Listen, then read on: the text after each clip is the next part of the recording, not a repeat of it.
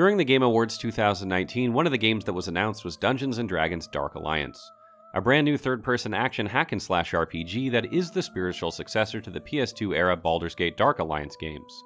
It will be developed by Tuque Games, a Montreal-based studio, and published by Wizards of the Coast. It is set to be released around Q3 next year for both consoles and PC. In this Everything We Know About Dark Alliance video, we summarize all the bits and pieces of information around, details that you might not be aware of, and tell you a bit about it. Baldur's Gate Dark Alliance was released back in 2001 for PlayStation 2, Xbox, GameCube, and the Game Boy Advance. The game was very well received on all 4 platforms and even won the Role-Playing Game of the Year award that year, and as the name implies, the game was set in Baldur's Gate. It featured 2-player couch co-op functionality, and it played in a 3D isometric top-down view. It also boasted 4 playable characters, one of which was only unlockable by completing the game on the extreme difficulty. The sequel, Baldur's Gate Dark Alliance 2, was released in 2004 for PlayStation 2 and Xbox only. It was also well received, and while the game was good, many felt like it was just Dark Alliance 1.5 because of the lack of overall improvements from the first game. However, Baldur's Gate Dark Alliance 2 introduced the ability to create your own magical weapons, armor, and trinkets, and featured 7 playable characters, 2 of which were unlocked by defeating the game and by defeating it on extreme difficulty. A sequel after Baldur's Gate Dark Alliance 2 was planned but was cancelled due to some legal problems between Snowblind Studios, the developers of the first game, and Interplay, the publisher. This was one of the reasons that saw the closure of Black Isle Studios, the developer of the second game, and the cancellation of the original Baldur's Gate 3 and Fallout 3 games. The news came as a surprise and saddened many fans of these series. Baldur's Gate Dark Alliance 2, just like the first game, ended on a cliffhanger, so the story has never been finished. Whether the new game will follow the same story or not remains to be seen, but we do know the following. This Dark Alliance is set in the cold, harsh, and dangerous region of Icewind Dale, and will feature famous characters from R.A. Salvatore's novels.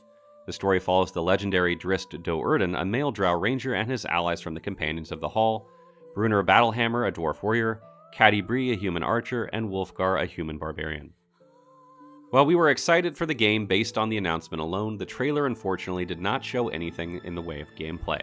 We do know that Dark Alliance will be from the third-person perspective, moving away from the top-down view of the previous games. As Jeff Hayden, head of Tuque Games, explained, we wanted to bring the camera to have a more intimate, visceral experience with the harshness of Icewind Dale. This sounds a lot like PS4's reboot of the God of War franchise and their third-person over-the-shoulder gameplay. It really brought the action closer and more personal, so I believe that this would be a positive change and welcome. However, it remains to be seen how exactly it will be implemented in a co-op scenario. Split screen, perhaps? Despite the changes to the camera angle, Dark Alliance will have a similar gameplay as old Dark Alliance games, and there will at least be 4 playable characters, each with their own unique fighting styles and abilities. And like most RPGs, you'll be able to customize these characters to your liking, enabling different types of builds for each. Also being introduced is a combo system that is called Emergent Combat, and the combo you perform will depend on the type of weapon you currently use and the skills you have equipped. This could be an interesting feature or a gimmick that doesn't make much sense. Another thing that Tuque Games is adding is couch and online co-op functionality for up to 4 people, which is rarer than an honest politician these days, and is an upgrade from the 2-player experience. To give you some idea, the only third-person or isometric RPGs that I can think of that have couch co-op are Divinity Original Sin, Warhammer Chaos Bane, Warhammer 40,000 Inquisitor Martyr, and Diablo 3. Even if I miss some, it isn't a long list, and out of all of those, only Diablo 3 has 4-player couch co-op, so this is a big deal. Very little is known about the new Dark Alliance game's core mechanics other than it will have a heavy emphasis on the action elements, deep character progression, and the new playable characters. But as big D&D and Dark Alliance fans, I played the shit out of the first game back on the original Xbox, we are very excited and very much looking forward to the rich story and deep RPG mechanics that it will offer. Dark Alliance is like playing D&D light, and is a great way to introduce new players to the lore and concepts of D&D. Tuque Games is still a relatively unknown studio with only 1 game under its belt, which may be cause for concern for most, but isn't for us. Tuque Games is headed up by Jeff Hayden, who used to be an executive producer at THQ and was also a creative director at Ubisoft, so we clearly have an industry veteran behind this game.